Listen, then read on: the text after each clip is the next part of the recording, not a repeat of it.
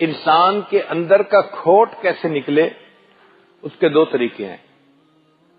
ایک طریقہ تو بہت آسان ہے کہ انسان اسی دنیا میں شریعت کے مطابق زندگی گزارے، اپنے آپ کو سنت کے مطابق ڈھال لے تو اس کے نفس کا تزکیہ ہو جائے گا اور یہ بندہ سیدھا جنت میں جائے گا۔ اور دوسرا طریقہ ذرا ڈیفیکلٹ ہے کہ انسان نے دنیا میں کلمہ تو پڑھ لیا مگر گناہ کرتا رہا، عام زندگی گزارتا رہا، تو پھر اللہ تعالیٰ اس کا آخرت میں تزکیہ فرمائیں گے۔ جی آخرت میں بھی تزکیہ ہوگا۔ منافقین کے بارے میں اللہ فرماتے ہیں کہ اللہ تعالیٰ قیامت کے نہ ان سے کلام کریں گے، ولا یکلمہم اللہ یوم القیامت ولا یزکیہم، اور نہ ہی اللہ ان کا تزکیہ کریں گے۔ اس کا مطلب یہ کہ منافقین کا تزکیہ تو نہیں ہوگا، جو گناہگار مومن ہوں گے ان کا اللہ تزکیہ کریں گے۔ اب وہ تزکیہ کیسے ہوگا؟ جہنم کے ہاسپٹل میں۔ جہنم کی مثال ایک ہاسپٹل کی مانند ہے۔ کیونکہ آپ میڈیکل لائن کے لوگ ہیں، بات کو ذرا آسانی سے سمجھ لیں گے۔ کوئی بھی بیمار آدمی ہوتا ہے اسے ہاسپٹل میں ایڈمٹ کرتے ہیں۔ کہاں ایڈمٹ کرتے ہیں؟ ایمرجنسی وارڈ میں لاتے ہیں۔ ایمرجنسی وارڈ میں تھوڑا سا سٹاف ہوتا ہے، وہ ہر آنے والے مریض کے بارے میں ایک دو چھوٹے سے کوسچن پوچھتے ہیں، ان کو پتہ چل جاتا ہے کہ اس کو یہ دل کا مریض ہے، ہڈی ٹوٹی ہے، اس کو بخار ہے یا کسی جگہ درد ہے، تو پھر وہ ٹریٹمنٹ اس کے حساب سے دینا شروع کر دیتے ہیں۔ اللہ رب العزت نے بھی معاملہ ایسا ہی کیا۔ جو بندہ فوت ہوتا ہے، قبر میں جاتا ہے، تو قبر آخرت کا ایمرجنسی وارڈ ہے، اور وہاں پر دو فرشتے ہوتے ہیں اور وہ تین چھوٹے چھوٹے کوسچن کرتے ہیں، من ربک، من نبیک، ما دینک۔ کتنے چھوٹے چھوٹے سوال ہیں۔ ان تین چھوٹے سوالوں سے ان کو پتہ چل جاتا ہے یہ کس لیول کا مریض ہے اور اس کے ساتھ ٹریٹمنٹ کیا کرنی ہے، پھر ویسی ٹریٹمنٹ شروع کر دی جاتی ہے۔ ایمرجنسی کے ڈاکٹر جو ہیں وہ اس مریض کو کچھ ضروری دوائی دیتے ہیں اور کہتے ہیں جی کہ جب بڑا ڈاکٹر آئے گا نا، کل سرجن صاحب آئیں گے، وہ آپ کی فائل بھی پڑھیں گے اور آپ سے ڈیٹیل ہسٹری بھی لیں گے اور پھر وہ فیصلہ کریں گے کہ آپ نے کس وارڈ میں جا کے ایڈمٹ ہونا ہے۔ بالکل یہی معاملہ۔ قبر میں تو ٹریٹمنٹ فوری دے دی جاتی ہے۔ قیامت کے دن انسان کھڑا ہوگا تو طبیب اعظم اللہ رب العزت اس بندے سے 4 سوال پوچھیں گے۔ یہ زندگی کی ہسٹری ہوگی۔ اے میرے بندے، تو نے زندگی کیسے گزاری؟ تو نے جوانی کیسے گزاری؟ تو نے کہاں سے کمایا اور کہاں پہ خرچ کیا؟ اور تو نے اپنے علم کے اوپر کتنا عمل کیا؟ کسی آدمی کے پاؤں اپنی جگہ سے ہل نہیں سکتے جب تک اس کا جواب نہیں دے گا۔ اس سے پتہ چل جائے گا کہ مریض کی بیماری کیسی ہے۔ پھر اللہ تعالیٰ نام اعمال کو دیکھیں گے، یہ مریض کی فائل ہے جس کو پڑھیں گے، اس میں کیا کچھ لکھا ہوا ہے۔ پھر اللہ تعالیٰ فیصلہ کریں گے اس بندے نے جہنم کے کس درجے کے اندر جانا ہے۔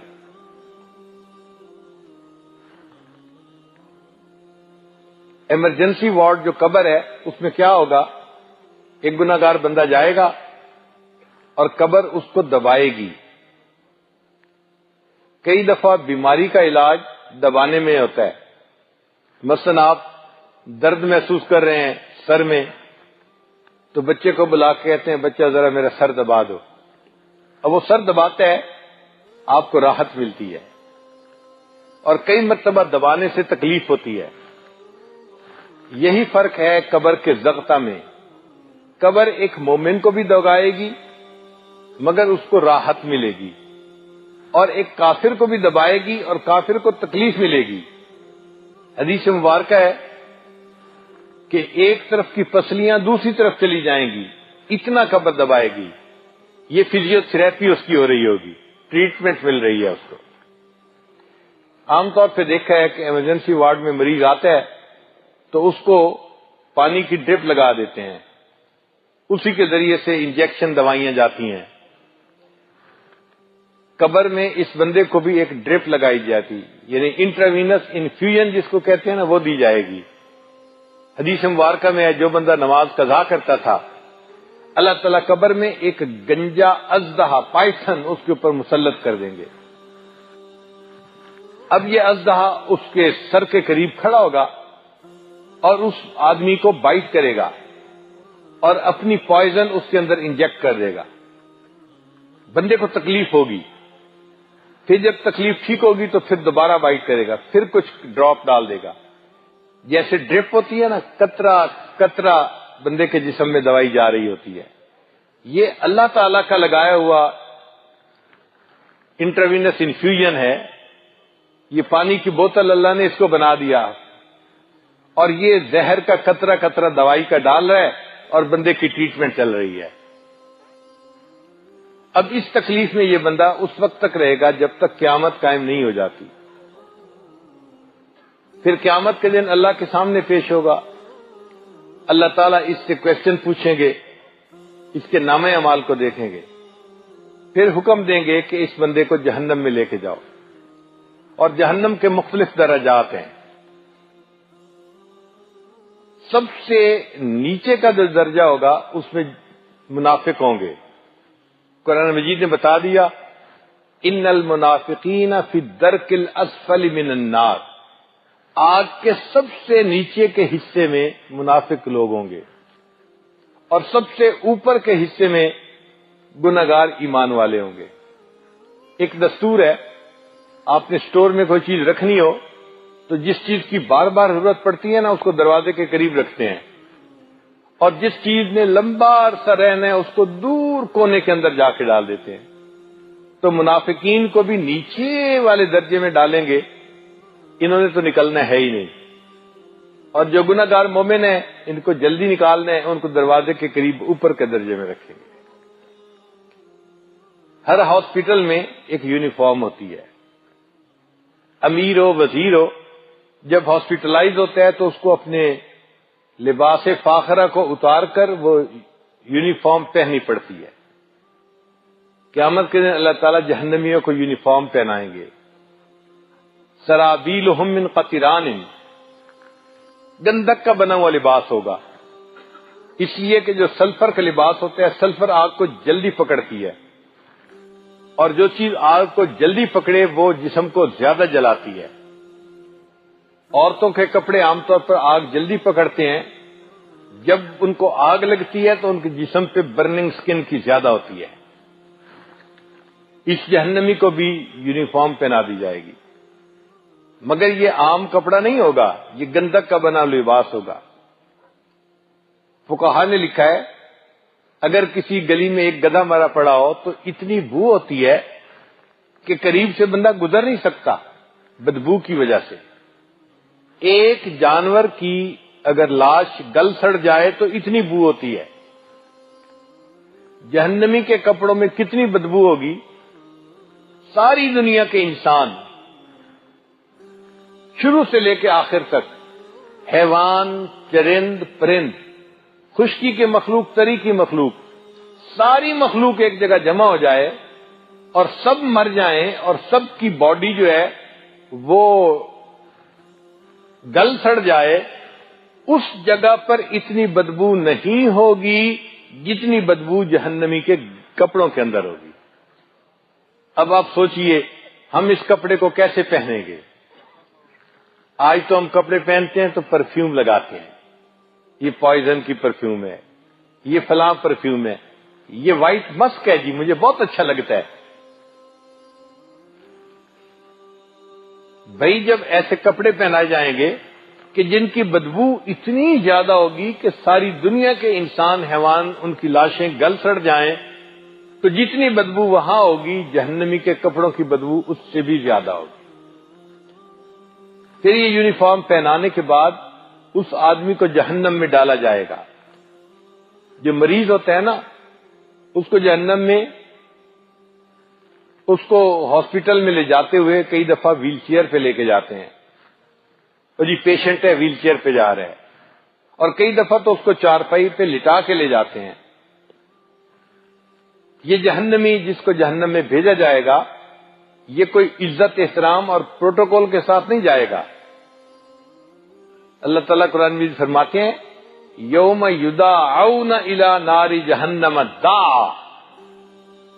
فرشتوں کو جب حکم ہوگا کہ اس بندے کو جہنم لے جاؤ تو فرشتے اس بندے کو دھکے ماریں گے. جیسے کسی بندے کو ہیملیٹ کیا جاتا ہے نا، دھکے مار مار کے لے جانا، تو فرشتے اس جہنمی کو دھکے ماریں گے اور ہیملیٹ کر کر کے ذلیل و رسوا کر کے اس کو جہنم میں پھینکیں گے. قرآن مجید کے صوتی اثرات بھی ایسے ہیں، پڑھتے ہوئے بھی پتہ چلتا ہے جیسے کوئی کسی کو دھکے مار رہا ہو. یوم یدعون الی نار جہنم دعا. پھر جب جہنم میں ڈال دیا جائے گا تو یہ بندہ وہاں آرام سے نہیں ہوگا. چھوٹا سا کمرہ ہوگا، ہاسپٹل میں جیسے مریض کا کمرہ ہوتا ہے نا. قرآن مجید نے کہا مکانن ضیقن، قرآن مجید کے الفاظ ہیں.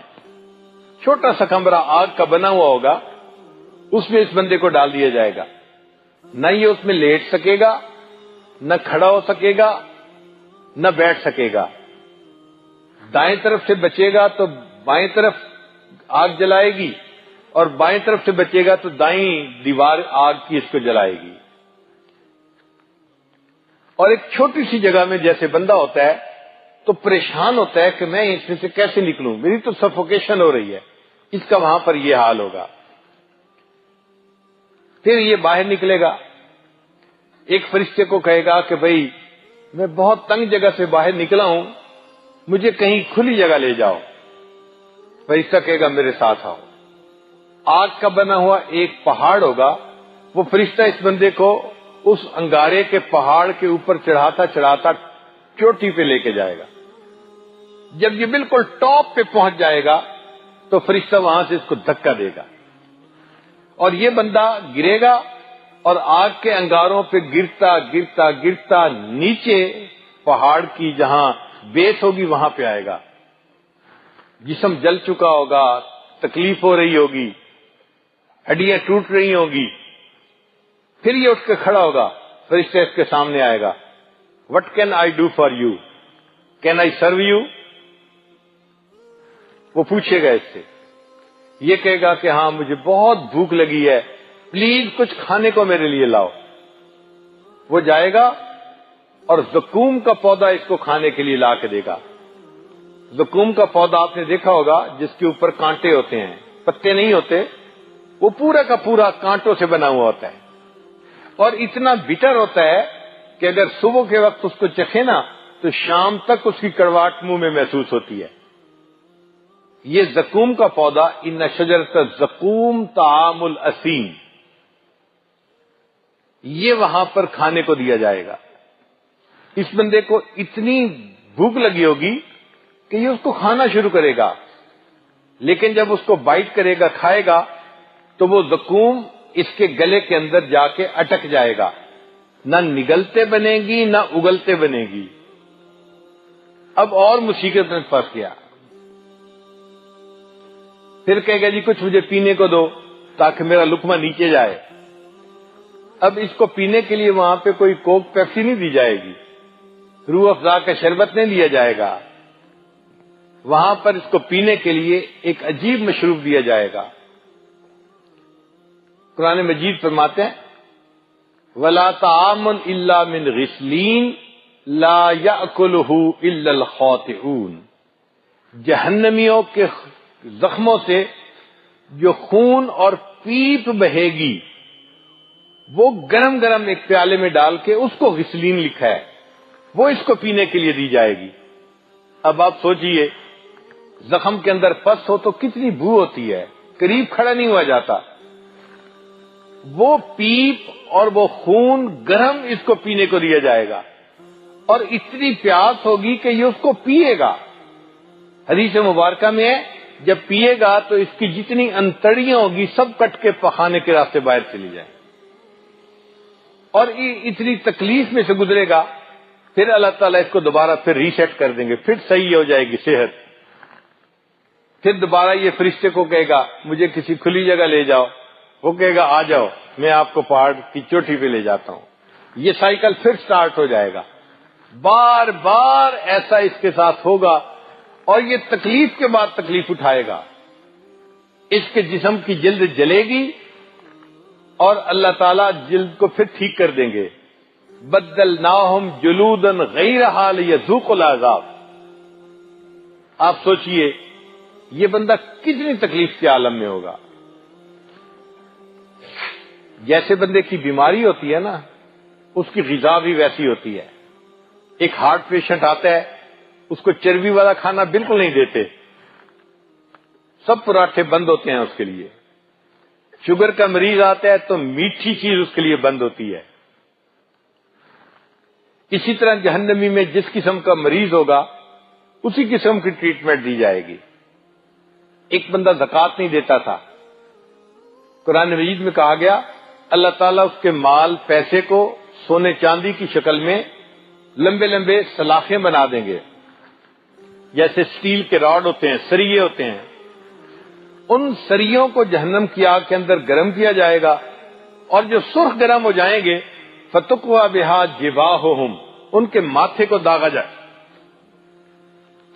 وَجُنُوبُهُمْ وَظُهُورُهُمْ، ان کے پہلوؤں کو اور ان کی پیٹھ کو داغا جائے گا اور کہا جائے گا هَذَا مَا كَنَزْتُمْ لِأَنفُسِكُمْ فَذُوقُوا مَا كُنتُمْ تَكْنِزُونَ. یہ مال تھا نا جو دنیا میں جمع کر کے رکھتا تھا، اب ذرا چکھ مزہ اس کا. آپ بتائیں جب گرم سرخ راڈ سے انسان کے جسم کو جلائیں تو کتنی تکلیف ہوتی ہے. یہ جہنمی زکوٰۃ نہ دینے کی وجہ سے اتنی تکلیف میں سے گزرے گا. ایک وہ نوجوان ہوگا جو اپنی آنکھوں پہ کوئی کنٹرول نہیں رکھتا تھا، گھر سے نکلے ادھر بھی نظر پڑ رہی ہے، غیر محرم پر ادھر بھی، وہ تماشے دیکھتا پھرتا ہے. حدیث پاک میں ہے اللہ تعالیٰ فرشتوں کو حکم دیں گے اور وہ اسی طرح سلائیاں ہوں گی لوہے کی، ان کو گرم کر کے اس کی آنکھوں میں پھیریں گے، جیسے سرمے کی سلائی آنکھ میں پھیرتے ہیں نا، سرما ڈالتے ہیں. یہ غیر محرم کو دیکھتا تھا، آج اس کی آنکھوں میں آگ کی سلائیاں پھیری جائیں گی. پھر ایک بندہ ہوگا جو دوسروں کے دل جلاتا تھا، ان کی غلطیاں کوتاہیوں کو دیکھ کے لوگوں میں بیان کرتا تھا تو لوگوں کے دل دکھتے ہیں، وہ لوگوں کے دل دکھاتا تھا.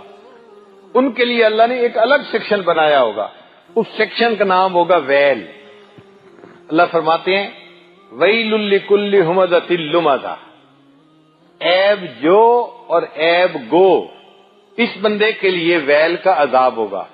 یہ دو الگ الگ بیماریاں ہیں. ایسی مائکروسکوپک نگاہ ہونا کہ دوسرے پہ نظر پڑے تو اس کی چھوٹی چھوٹی غلطیوں کو بھی نوٹ کر لینا، یہ ہے عیب جوئی. اور اگر کسی کے عیب کا پتہ چل جائے اس کو لوگوں میں بیان کرتے پھرنا، یہ ہے عیب گوئی. یہ دو الگ بیماریاں ہیں. کئی دفعہ دونوں بیماریاں ایک ہی بندے میں ہوتی ہیں. تو ایسے بندے کو اللہ تعالیٰ اس ویل کی جگہ پر پہنچائیں گے اور وہاں پر ایک آگ کا بنا ہوا کالم ہوگا، آگ جل رہی ہوگی اور ستون ہوگا آگ کا. اس بندے کو آگ کے ستون کے ساتھ باندھ دیا جائے گا. جیسے ایکس رے لینا ہوتا ہے نا، تو مریض کو کہتے ہیں جی آپ جیسے بھی ہیں آپ کو بس اس دیوار کے ساتھ لگ کے تھوڑی دیر کھڑا ہونا پڑے گا، 1 منٹ کے لیے اما جی کھڑی ہو جائیں بس، پھر ہم آپ کو نیچے بٹھا دیں گے. اسی طرح اس بندے کو آگ کے بنے ہوئے اس ستون کے ساتھ باندھ کے کھڑا کر دیں گے اور پھر اس کے بعد کیا ہوگا، نیچے زمین کے اوپر انگارے ہوں گے. نار اللہ الموقدہ التی تطلع علی الافئدہ، قرآن مجید میں ہے وہ آگ کے انگارے اٹھیں گے اور سیدھا اس بندے کے دل کو آ کر جانا ہٹ کریں گے، دل کو آ کر لگیں گے. یہ دنیا میں لوگوں کے دل دکھاتا تھا، آج اس بندے کے دل کو ٹارگٹ کیا جائے گا. جیسی کرنی ویسی بھرنی.